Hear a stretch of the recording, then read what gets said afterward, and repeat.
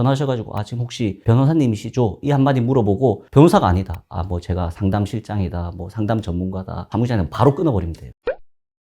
네, 안녕하세요. 법무법인 스탠다드 이은성 변호사입니다. 개인회생을 신청하기로 마음을 먹으셨으면 어떤 로펌 이런 데 의뢰를 해야 되는지 굉장히 고민이 많으실 거예요. 아마 지금 이 영상을 보고 계신 분들도 그게 궁금해서 들어오셨겠죠. 보면은 엄청 광고들 많잖아요. 어디서는 뭐 기각률이 몇 %네, 뭐 하네. 심지어는 변호사님 한 명인데 뭐 수천 건, 수만 건을 처리했네. 아니면 또 어디서는 변호사님 여러 명인데 어떤 분은 도산, 회생 파산하시고, 또 어떤 분은 뭐 부동산 하시고, 어떤 분은 이혼하시고. 그런데 뭐 수천 건, 수만 건 처리를 했네. 이렇게 하는 경우가 있잖아요. 그래서 막 이런 여러 가지 허위, 과장, 심지어 사기에 이르는 이런 정보가 혼재되어 있는 와중에 어떤 로펌을 고르면 되는지 제가 이 영상을 통해서 한 번에 그냥 다 정리해 드리겠습니다. 특히 회생이나 파산을 고민하게 되는 시점은 대부분 시간적 또 심리적으로 여유가 없는 상황이 많습니다. 계속 비톡쪽 문자를 받고 전화를 받고 하루에도 몇 번씩 친구들 전화 오고, 이런 상태에서는 충분히 비교하거나 정보를 검증하기보다는 지금 당장 해결해 줄 것 같은 곳을 급하게 선택하는 경우가 적지 않은데요. 그렇게 마음이 급해 서두르다가 잘못된 곳에 사건을 맡기면 변호사 비용만 날리고 정작 사건은 기각되어 버리는 일도 흔합니다. 저희 스탠다드에서 수행한 사안 하나를 소개해드리면, 몇 년 전에 급한 마음에 충분한 비교 없이 사무실을 의뢰했다가 1년 넘게 사건이 제대로 진행되지 않았고 결국 기각된 사실조차 모르고 계셨던 분이 있습니다. 금지 명령을 받아서 잠시 독촉 추심에서 벗어난 듯 했지만 몇 달 뒤 채권자들의 독촉이 다시 시작되면서 그제서야 사건이 기각된 걸 알게 됐고, 이후 저희 법무법인 스탠다드를 찾아오셨습니다. 사건 자체는 크게 어렵지 않은 건이었는데 이전 사무실이 서류 보완을 제대로 안 해서 1년을 허비한 거죠. 다행히 저희가 재신청을 했고 4개월 만에 개시 시간을 받았어요. 그리고 인가까지도 받게 됐습니다. 이처럼 처음 겪는 상황이라고 덜컥 아무데나 맡겼다가는 시간만 날리고 경제적 재기 시기만 늦어질 수밖에 없습니다. 며칠 연체된다고 큰일 나는 건 아니니까 너무 조급해하지 마시고 최소한 두세 군데 이상 사무실을 상담을 해보고, 이 상담 과정이 정말 중요합니다. 예를 들면 저희 스탠다드처럼 변호사가 직접 상담하는 곳이 있는데 굳이 왜 전문가도 아니고 변호사 자격증도 아닌 상담실장이라든지 사무장이라든지 이런 데 연락을 하실 필요가 없죠. 그래서 이런 부분들을 꼼꼼히 잘 보시고 신중히 결정하시는 게 당연히 좋습니다. 과거에 비해서는 줄었다고 하지만 아직도 회생파산 업계에는 불법적인 운영 형태의 사무실이 남아 있습니다. 예를 들어서 일부 변호사나 법무사는 명의만 빌려주고 실제 사건 관리는 사무장이 또는 실장이 하는 경우가 있습니다. 사무장이 운영하는 사무실이 가장 위험한 이유는 변호사가 사건에 관여하지 않다 보니까 사건 처리가 부실해질 위험이 크다는 점이죠. 심지어 사무장과 변호사의 계약이 틀어지거나 서로 이렇게 사이가 안 좋아지면 그 사무장 팀 전체가 그냥 다른 사무실로 가버려요. 이런 경우에는 의뢰인들 입장에서는 굉장히 당황스럽죠. 내가 누구한테 연락을 해야 되냐? 사무장한테 연락을 했더니 저 딴 데로 옮겼습니다. 그리고 변호사님한테 연락했더니 제가 잘 모르는 사건인데 이렇게 하고, 이러한 비정상적인 사무실에 걸리면 정말 억울하고 큰 피해를 볼 수 있으니까 반드시 변호사가 직접 사건을 컨트롤하는지 확인하셔야 됩니다.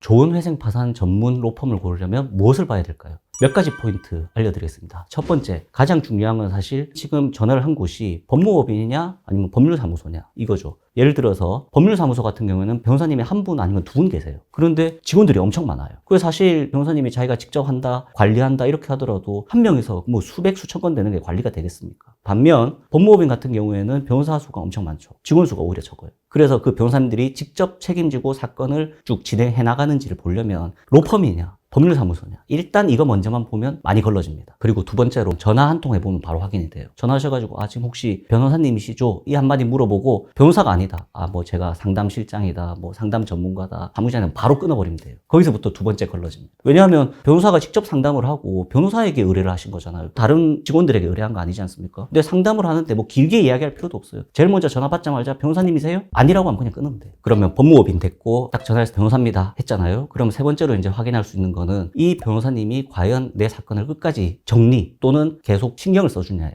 일단 변호사 상담하는 로펌도 진짜 드뭅니다. 그거 찾는 것도 오래 걸리실 거예요. 근데 일단 변호사가 상담을 했다. 그러면 그 변호사님이 직접 계속 이 사건을 처리하면서 관여하는지, 이것도 굉장히 중요한 포인트입니다. 개인회생을 하다 보면 보정권고나 보정명령 그리고 신청서 작성 단계에서 계속 수시로 변호사님들하고 소통을 할 수밖에 없어요. 변호사가 직접 개입을 안 하면 그냥 사건 자체가 완전히 이상해지는 경우가 많습니다. 그래서 사건을 진행을 할 때도 변호사 변호사가 직접 수시로 계속 소통이 돼야 돼. 일반적으로 그걸 꼭 확인해야 되는데 이거 좀 어렵죠. 왜냐하면 이미 의뢰를 해야 드러나는 거니까. 막상 이제 뭐 변호사님이라고 하고 법무법인인 것 같아서 의뢰했는데 사건을 처리하는데 갑자기 어디서 모르는 직원이 등장을 한다? 그러면 그때 돼서 취소하기도 어렵지 않습니까? 그래서 이게 굉장히 어렵긴 한데 어떻게 고르는지의 요령은 제가 영상 끝에 한번 제대로 다시 정리해서 말씀드리겠습니다. 그리고 네 번째 포인트죠. 바로 수임료, 즉 비용입니다. 요즘에 10만 원의 신청서 접수 막 이렇게 하고 마치 수임료가 저렴한 것처럼 광고하는 허위, 과장, 사기 광고가 있어요. 근데 이거 조심하셔야 되는 게 추가 비용을 받아요. 추가 비용. 처음에 얼마다 이런 식으로 해가지고 뭐 계약을 하고 했더니 나중에 뭐 이거는 더 내셔야 됩니다. 이건 더 내셔야 됩니다. 계속 이렇게 요구하는 경우가 많거든요. 그래서 이런 곳에 혹하시면 안 돼요.